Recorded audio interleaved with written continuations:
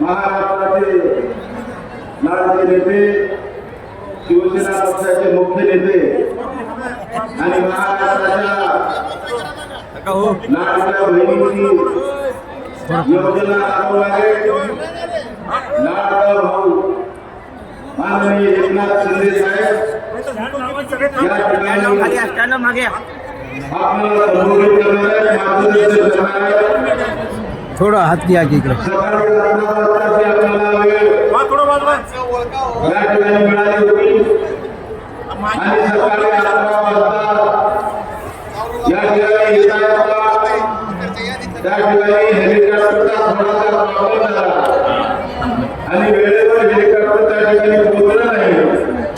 म्हणून आदरणीय आपले एकनाथ शिंदे साहेबांनी ताबडतोब विमान केलं आणि विमानाने मुंबईवरून त्या ठिकाणी आता निघालेले अवघ्या 10 मिनिटांमध्ये ते एअरपोर्टला आता लँडिंग होतील आणि दुसरं हेलिकॉप्टर घेऊन आपल्या उदगीरमध्ये अगदी एका अर्ध्या तासाच्या आत आपल्या उदगीरमध्ये येणार आहे. मी यासाठी तुमच्या समोर उभा आहे की तुमची अग्नी परीक्षा मी या ठिकाणी पाहतोय.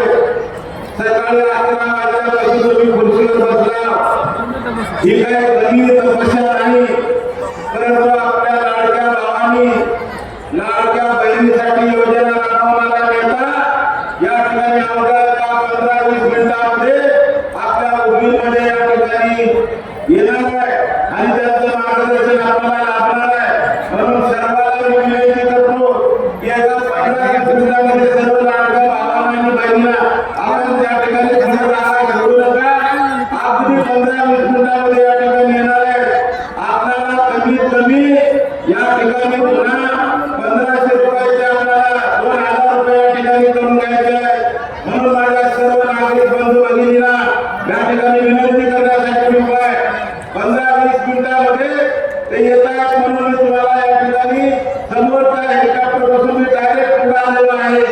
तुम्हाला तहान लागलेली असेल म्हणून मी पाण्याची सुद्धा या ठिकाणी व्यवस्था केलेली आहे.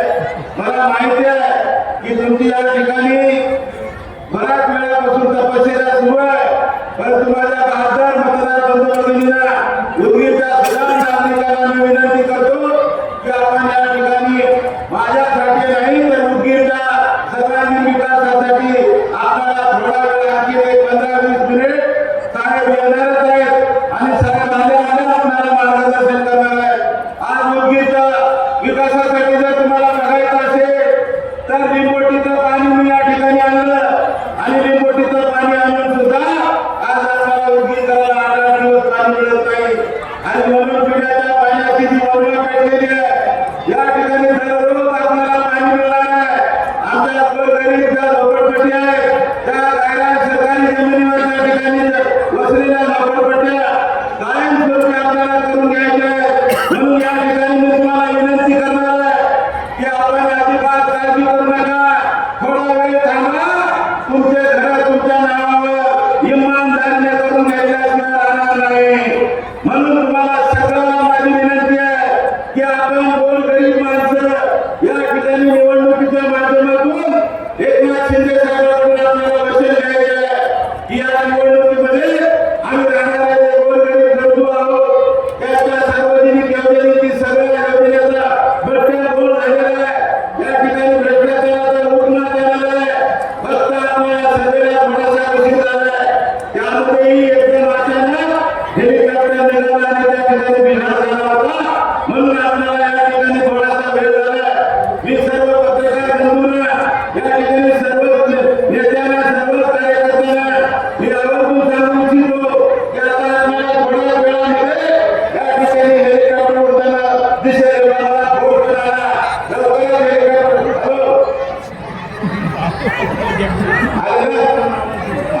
सर्व मला उद्गीरकरांना सर्वांना हेलिकॉप्टर आलेला आहे. लवकर जागा भरून बसा. पुन्हा परत तुम्हाला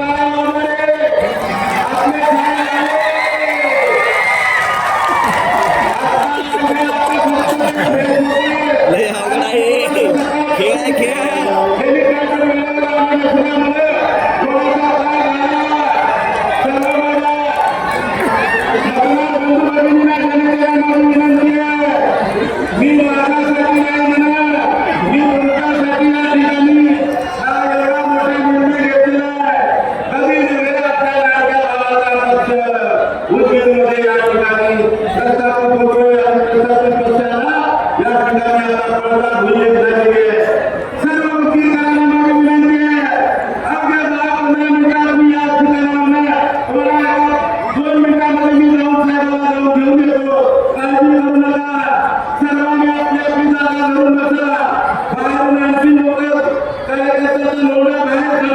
बघा काय झालं साहेब येतात का नाही म्हणून त्या ठिकाणी काही लोक दिशाभूल करत आहेत फक्त एकच अडचण आली ती म्हणजे हेलिकॉप्टर अचानक त्या ठिकाणी खराब झाल्यामुळं थोडासा प्रॉब्लेम झाला आणि आता दुसरं विमान घेऊन लातूरला येऊन आता लातूरवरून हेलिकॉप्टर इथं आले तुम्हाला पुन्हा कोणी सांगितलं तर तुम्हाला खरं वाटणार नाही कार्यकर्त्याचे भाषण चालू आहे साहेब कधी येणार हेच तुम्हाला वाटत असेल परंतु तुम्हाला माझं वचन आहे की आता 15 मिनिटांमध्ये मी साहेबांना तुमच्या समोर उपस्थित करतो नागरिकांच्या जेवढ्या समस्या आहेत तेवढ्या समस्या माझ्या पत्रकारांना सुद्धा विनंती आहे की या ठिकाणी काही कार्यकर्त्यांना पिण्याच्या पाण्याची गरज असते पाणी पोहोचवण्याचा प्रयत्न केला पाणीवाले लोक आहेत पाणीवाले प्रत्येकाने त्याला पाणी लवकर पोहोचवण्याचा प्रयत्न करा आणि दुसरा महत्वाचा मुद्दा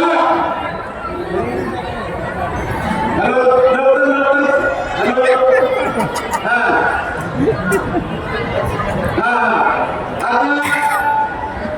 आपली प्रतीक्षा संपलेली आहे उदयगिरी बाबा आणि खासदार बादशाहने आपली प्रार्थना मान्य केली नाहीतर इमानदारीने सांगतो आज आम्हाला साहेब येतील का नाही भीती वाटत होती परंतु आम्हाला आता आमची प्रार्थना सत्य झालेली आहे पत्रकारांना सुद्धा मी सांगू इच्छितो की या ठिकाणी तुम्ही सुद्धा आपली परीक्षा तुम्हाला सुद्धा घंटे पडले असतील त्यामुळं इमानदारीने ह्या सभेचं जे काही आयोजन नियोजन आहे आणि या धनुष्यबाणामध्ये माझ्याकडे 11 तारखेला प्रवेश झालेला आहे आणि मी मागे सुद्धा असा एक पक्ष मोठा केला आता धनुष्यबाण शिवसेना पक्ष एकच लक्ष शिवसेना पक्ष आणि तुमच्या सर्वांच्या हितासाठी सगळ्या मंत्रिमंडळाचे तुम्हाला लक्षात आले असतील आमच्या जवळ करत होते शिवसेना पक्षाच्या माध्यमातून तुम्ही कसा विकास करणार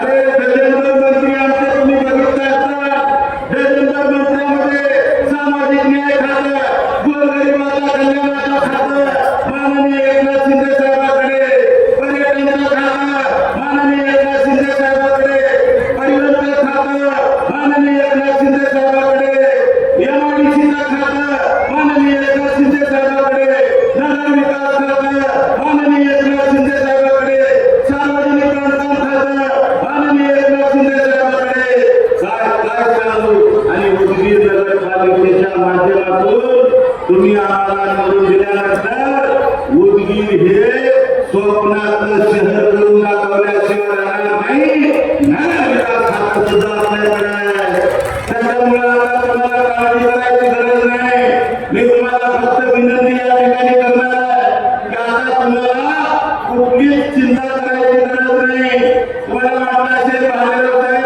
1 वर्ष शांत बसले होते परंतु मी थोडासा विचारात होतो एका पक्षामध्ये मी महिला पक्षाला मोठे केलं मराठवाड्यामध्ये 8 जिल्ह्यामध्ये फक्त 2 आमदार होतो आणि त्या पक्षामध्ये इमानदारीने सेवा केली म्हणून या ठिकाणी उड्डाण पुलं झाले म्हणून या ठिकाणी तुम्हाला लिंबोटीचं पाणी आलं सगळ्या योजना रस्ते सिमेंटचे केले नॅशनल हायवे माझ्या काळात आले परंतु मी दबाण आणले मात्र तुम्हाला फसवून गेले कारण माझ्या काळात झालेल्या योजना याला फक्त नारळ फोडायची सवय लागली आणि मला काही माझ्या बाबाच्या घरात सोयाबीन मिळून गेलं नाही म्हणून मला वाटायचं तुम्हाला कशाला मी फसवायचं परंतु हे दबाण आणले चोराचा अड्डा तयार झालेला आहे एक प्रकारची चोराची पोळी तयार झालेली आहे आणि ही पोळी काय विचार करते की आता काय करायचं ह्या गरीबाला फक्त विकत घ्यायचं मला तरी वाटलं कोणीतरी भेट काढणार म्हणून आणि किती काढणार रे किती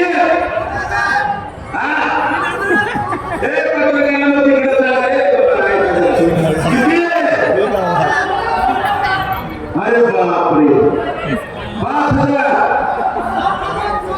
7,000 अरे तुम्ही विचार करायचे 7,000 20,000 अरे हे तुमची फुरमिंडी करायला आले फुरमिंडी मला सांगा डॉक्टर बाबासाहेब आंबेडकरांनी दानाचे दान पवित्र दान तुम्हाला दिलेले आहे अरे साधू संत म्हणतात की सगळं दानाचं दान पवित्र दान काय तर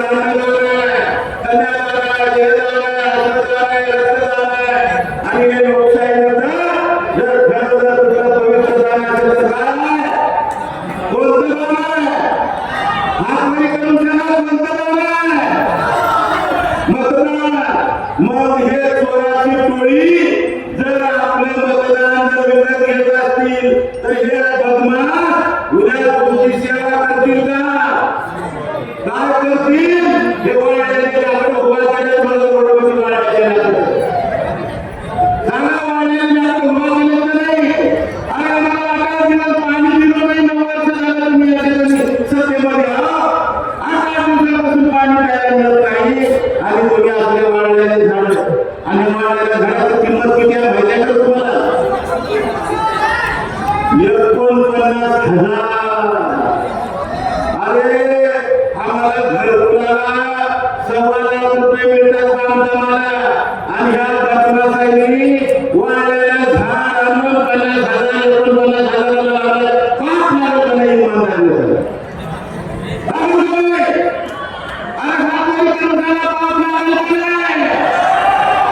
मग ह्या बदमाशाला जर आपल्याला हातभार करायचा असेल, ह्या चोराचा आकार बंद करायचा असेल, यांचा जर काळा काट्याने काढायचा असेल तर हे धनुष्यबाण तुमच्या समोर पहिल्यांदा उघडून आला.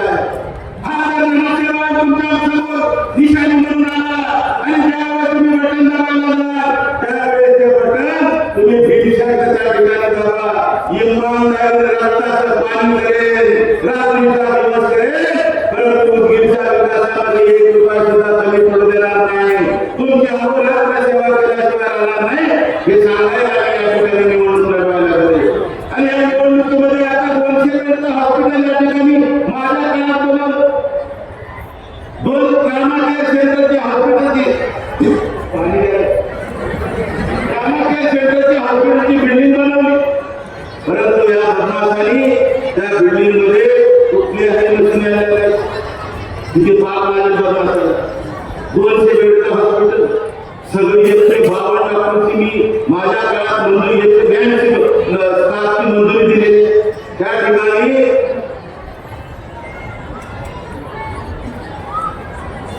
लोकप्रतिनिधीचं काम असते की त्या हॉस्पिटलमध्ये सगळे डॉक्टर आहेत थोडेफार, परंतु परिपूर्ण डॉक्टर सगळे स्पेशालिस्ट डॉक्टर आमच्या गोरगरीब लोकांना इमर्जन्सी मध्ये जर कधी अर्जंटमध्ये जर आपल्याला भगिनी डिलिव्हरीसाठी गेली तर हे बदमाश त्या ठिकाणी सरळ सांगतात की आमच्याकडे इलाजासाठी सोय नाही, आमच्याकडे मशीन नाही तपासणीची, सिटी स्कॅन मशीन नाही, MRI मशीन नाही, सोनोग्राफीची मशीन नाही, रक्त तपासायची यंत्रणा नाही. मग काय करायचं? बाई डिलिव्हरी फोटो काढा आणि त्या ठिकाणी त्या महिलेला सांगतात तुम्ही लाजूला माझ्या महिला या बहिणीला जाऊ देतो, तुम्हाला आपण अर्धा तास फक्त कळ करायचे. अर्धा तासामध्ये आपली सभा सगळी संपणार. मी साहेबाला घेऊन येणार आणि साहेबाला घेऊन आला तुमच्या समोर साहेब त्या ठिकाणी वचन देणार आहे आणि या वचनासाठी मी तुम्हाला फक्त बोलायसाठी आणि साहेबाला घेऊन येण्यासाठी मला बऱ्याच कार्यकर्त्यांनी म्हणले साहेब बरेच लोक उठायला लागतात, तुम्हाला मी माझ्या आईवडिलांची शपथ घेऊन आणतो आणि तुमच्याही आईवडिलांची शपथ आहे. हे तुम्ही जर इथे बसला असाल आणि जर खरंच माझ्यावर प्रेम करत असाल आणि खरंच तुमच्या आईवडिलाला जर मानत असाल तर तुम्ही दोघांची जी शपथ घ्या, माझ्या आईवडिलाची तुमच्या आईवडिलाची. थोडा वेळ फक्त त्रास सहन करा आणि हा त्रास सहन केला तर तुमच्या जीवनाचा त्रास संपल्याशिवाय राहणार नाही. सुधाकर माझ्याला 10 वर्ष आमदार होता, परंतु कधी चहा पिऊन माहिती नाही, कुणाचा 1 रुपयाचा हप्ता खाऊन माहिती नाही. कुठल्याही पोलीस स्टेशनला चौकशी करा, कुठल्याही अधिकाऱ्याकडे जा. एखाद्या जर अधिकाऱ्याने म्हटलं कुणाच्या बहिणीने 1 रुपयाचं कमिशन खाल्लाय, हप्ता खाल्लाय तर छत्रपती शिवाजी महाराज चौकामध्ये मला फाशी द्या, मी फाशी घ्यायला तयार आहे. आणि अत्यंत इमानदारीने प्रामाणिक सेवा केली म्हणून त्याला सोडला या ठिकाणी झाला. आणि आपल्या लोकांना सुधाकर भाऊराव मानकरता आहे, इमानदार आहे म्हणून माझ्यावर अनेक प्रकारचे हल्ले केले. मला त्या पक्षातील वेगवेगळ्या पद्धतीने उमेदवारी काढण्याचा प्रयत्न केला आणि आता त्यांचा पक्ष संपत आलेला आहे. आता लढाई आपली पुन्हा तुम्ही ठरवा. रात्रंदिवस करायचा नाही, किती पैसे वाटायचे, शिवसेना तर इथं नव्हती, कशी शिवसेना आली. आता काही लोक म्हणायला लागले आणि ते पंचायत कोण आणायला लागले. म्हणजे काय करायचं तर पंचायत तुमच्या समाजाची नाही, तुला काय करायचं कुणी म्हणाले जन्म घ्यायचा म्हणाले. अरे प्युअर लिंगायत समाजाची मागणी आहे ती, प्राध्यापिका आहे ती. सगळं शिवाजी महाविद्यालयामध्ये प्राध्यापिका म्हणून MA English, MA BA English आहे, उच्च शिक्षित महिला आहे आणि एका गरीब कुटुंबामध्ये जन्म झालेला आहे आणि ती महिला नगराध्यक्षाची आपली उमेदवार आहे. एवढं नाही तर आपल्याला 26 उमेदवार या ठिकाणी निवडणुकीला उभा टाकलेले आहेत आणि 26 उमेदवारांना आपल्याला मत द्यायचे. हॅलो आले का? तयार झाले, फ्रेश झाले? मग येऊ का लगेच? घरी पाहिला होतो.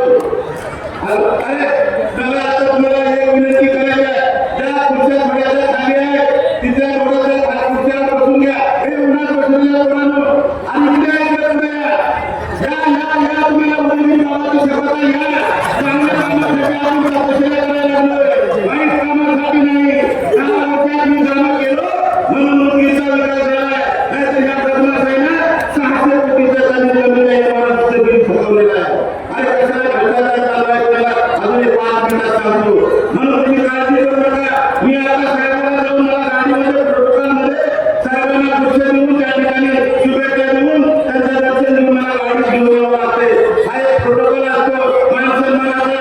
म्हणून तुम्हाला मी या ठिकाणी नतमस्तक होऊन या ठिकाणी तुमच्या धरणावर प्रतिक्रिया करत तुम्ही या ठिकाणी बराच वेळ दिल्यामुळं तुमचे आभार व्यक्त करून मला फक्त 10-15 मिनिट त्या ठिकाणावर साहेबाला घेऊन यायला जाऊ का नको?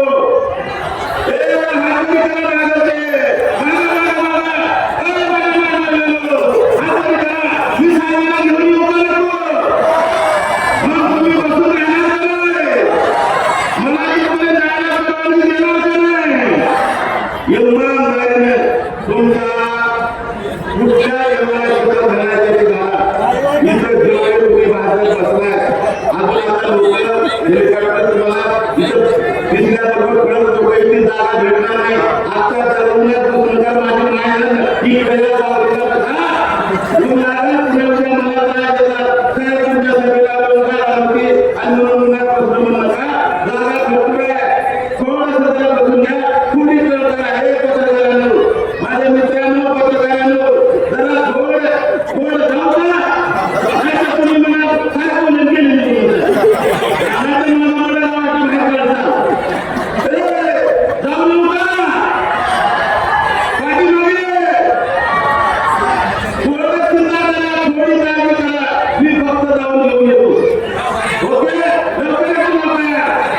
धन्यवाद.